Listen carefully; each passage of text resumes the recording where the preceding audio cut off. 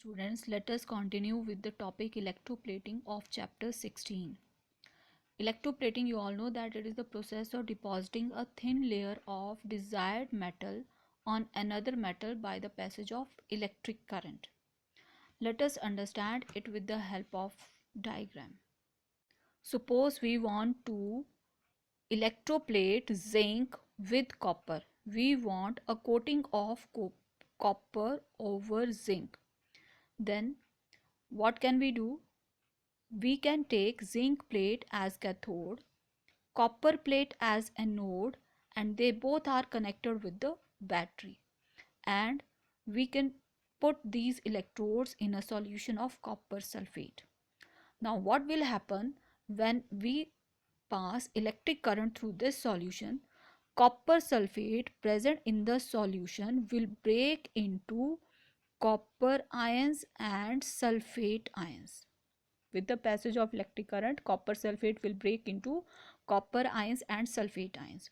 Now what will happen? The copper ions will move towards cathode and will deposit on zinc plate, and sulfate ions will move toward copper plate and will take out copper ions from it. As a result, what happens? The copper sulfate from the solution go on depositing on zinc and forms a layer over it, and on the other hand, the copper ions from the copper plate will come out and will add up in the solution. The result will be that there will be deposition of copper ions on the zinc plate, and the copper ions from the copper plate will come out in the solution. So solution will remain same. Copper ions from copper plate slowly and slowly get deposited on the zinc plate. In this way electroplating is done. Now in the process of electroplating we need to have some conditions so that we can get firm and smooth deposit during electroplating. First is that the article to be electroplated should be made the cathode. Second, the anode should be made up of pure metal which is to be coated on the article.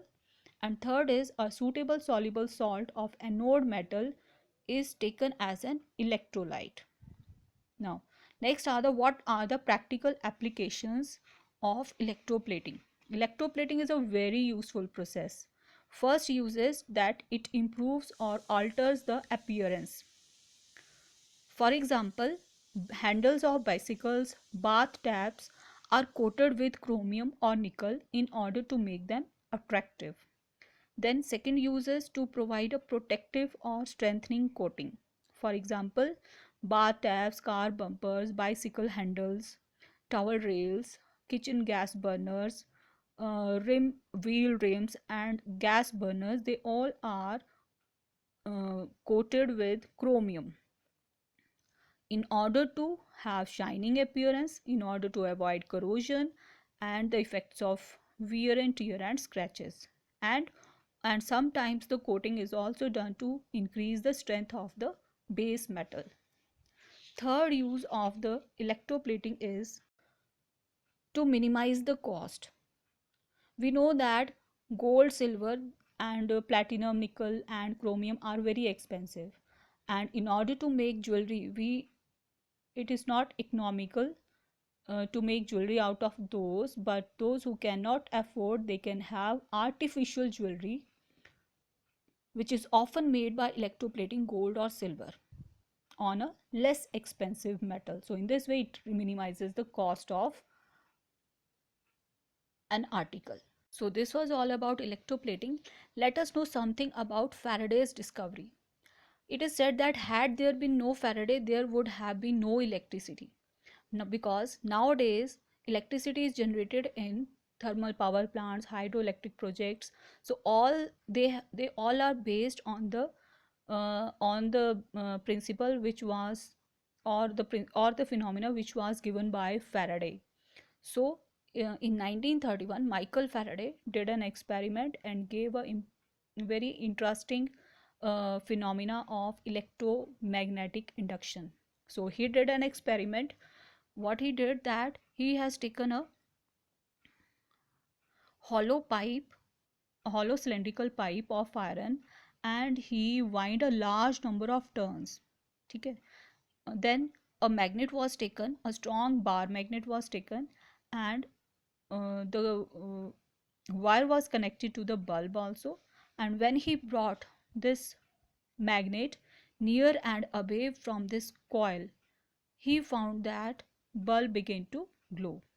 So, Faraday, by this activity, got that we can prepare electricity by changing magnetic field.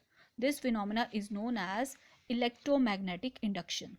So electromagnetic induction is the phenomena in which electric current can be generated by changing magnetic field.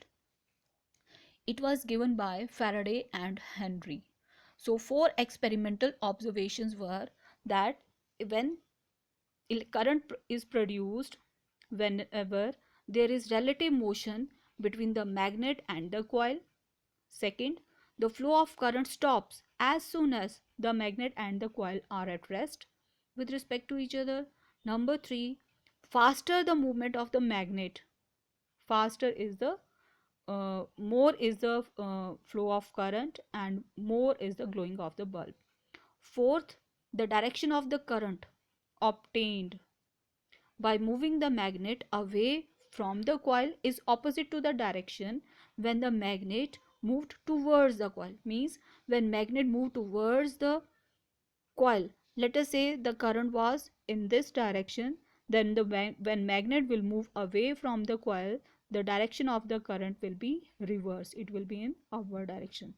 So this phenomena was given by this this gave us an interesting phenomena of electromagnetic induction, and on the basis of this phenomena we have some modern day generators and transformers based on this principle. So this was all about the chapter, and the chapter ends here. Thank you to all.